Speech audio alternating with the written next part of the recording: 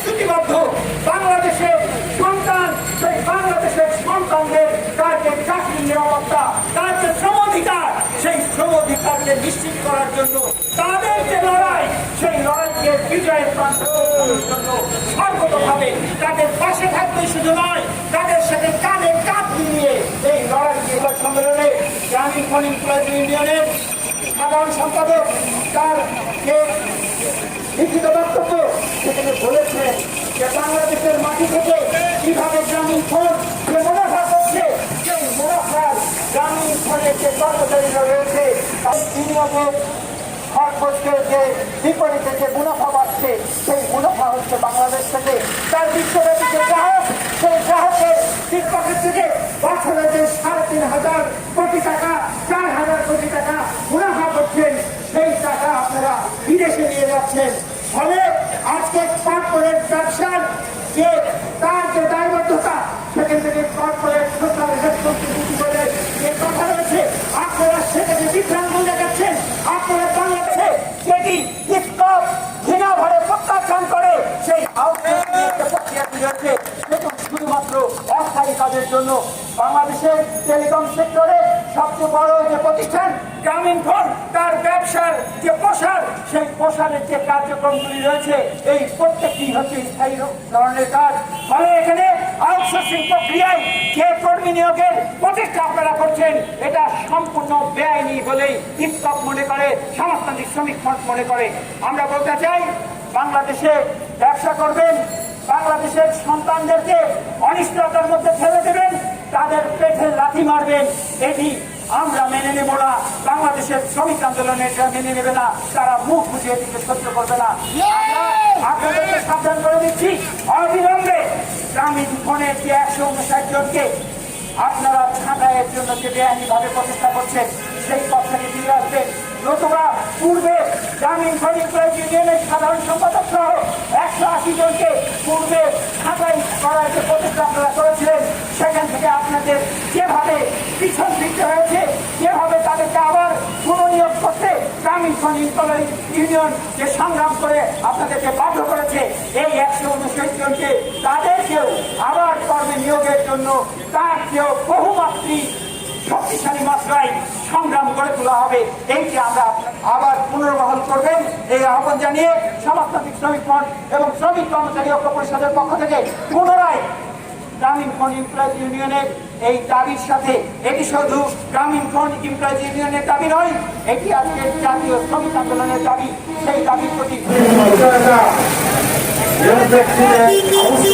বিরোধিতা করে স্থায়ী কমিটির কাছে বাইশখালী লোকের বক্তব্যের সাথে হস্তান্তর করা নিয়ে তার সিদ্ধান্ত এবং বিরোধিতা করায় কোম্পানি এবং মালিক পক্ষ সুদূরপরিকল্পিতভাবে ইউনিয়নের উপর আঘাত হানে। ইউনিয়নের সেক্রেটারির উপর আঘাত হানে, ইউনিয়নের ১৮০ জন লোকের উপর আঘাত হানে। এই আঘাতে ১৫৯ জন আমাদের দক্ষ সহকর্মীরা ছাঁটাইয়ের আশ্বাস করেছেন। ঘটনা ছিল এই অবৈধ তৎপরতার বিরুদ্ধে আমরা তাদের সঙ্গে বসলাম। ৯বার আলোচনা হল, তারা ম্যানেজ করার চেষ্টা করলো কর্মী ছাঁটাইয়ের জন্য। ইউনিয়নকে লোক দিল, ইউনিয়নকে ডিভাইড করার চেষ্টা করলো, মেম্বার কমানোর জন্য প্যাকেজের ঘোষণা দিল।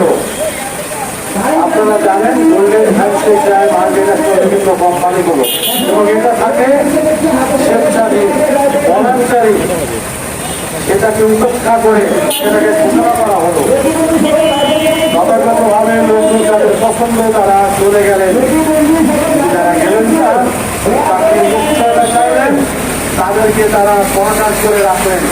কর্মহীন করে প্রায় ১ বছর করোনার অজুহাত দেখিয়ে ১ বছর যাবৎ প্রায় তাদেরকে কর্মহীন করে কর্নার করে রাখা হলো। এর প্রতিবাদ করলো ইউনিয়ন। বসলাম, ৯টা মিটিংয়ের পরেও আমাদের দাবি মেনে নেওয়া হলো না, তাদেরকে কর্ম ফিরিয়ে দেওয়া হলো না। অবশেষে প্রতিবাদ করায় রেগুলেটরকে জানানো, সরকারকে জানানোতে তাদের ইমেজে নাকি আঘাত এনেছিল, যার জন্য ইউনিয়নের লিডারদের উপর আঘাত হানলো মালিক পক্ষ।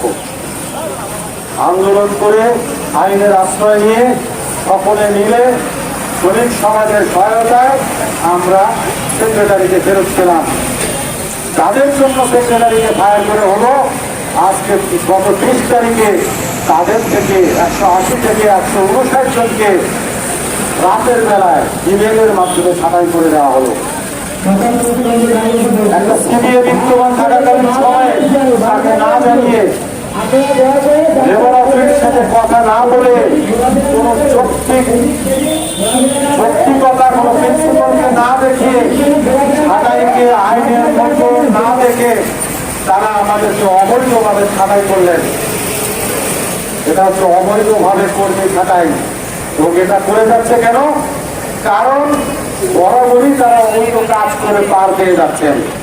আপনারা জানেন কেন আমরা বিরোধিতা করেছি, কারণ কাজটা অবৈধ। এবং এই কর্মীদের নিয়ে যে ডিসপিউট শিল্প বিরোধ, এটা হাইকোর্টে বিচারাধীন রয়েছে।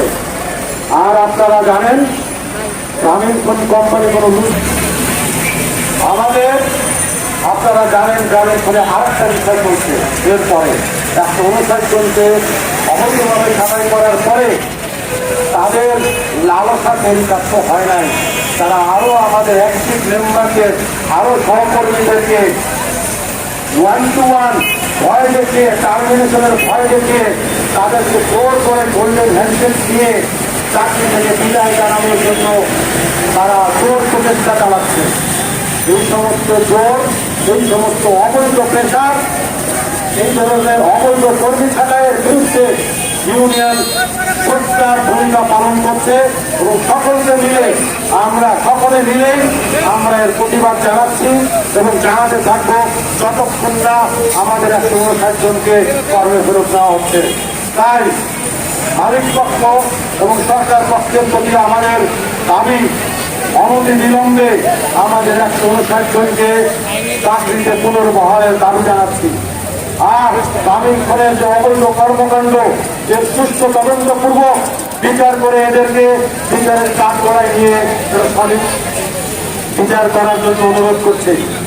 আর একটা বিষয়, বাংলাদেশে ব্যবসা করতে হলে আমাদের আর একটা বড় দাবি, স্থায়ী প্রকৃতির কাজ যারা করছেন অস্থায়ীভাবে অস্থায়ী শ্রমিক নিয়োগ করা যাবে না এবং কোনো থার্ড পার্টিকে দিয়ে কম দক্ষ লোককে দিয়ে এই টেলিকম সেবা প্রদান করা যাবে না। কারণ আপনারা জানেন টেলিকম সেবার মান নিম্নগামী। আপনারা পত্র পত্রিকায় দেখেছেন, আপনারা দেখেছেন আউটসোর্সিং এর সার্ভিসের নামে আমাদের সেবা গ্রহণকারী কাস্টমার তাদের ইনফরমেশনও থার্ড পার্টির কাছে চলে যাচ্ছে, চুরি হয়ে যাচ্ছে। এই ধরনের রিস্কি বিজনেস এর দায় দায়িত্ব কোম্পানিকে বহন করতে হবে। আমরা মনে করি স্থায়ী এবং দক্ষ কর্মী আপনার সঠিক শিল্প এবং সঠিক সেবা দিতে পারে এবং বাংলাদেশের এবং কোম্পানির উন্নয়নে কাজ করতে পারে। তাই এই দাবি জানিয়ে ইউনিয়নের পক্ষে আজকে আমাদের প্রতিবাদ বক্তব্য আমি এখানে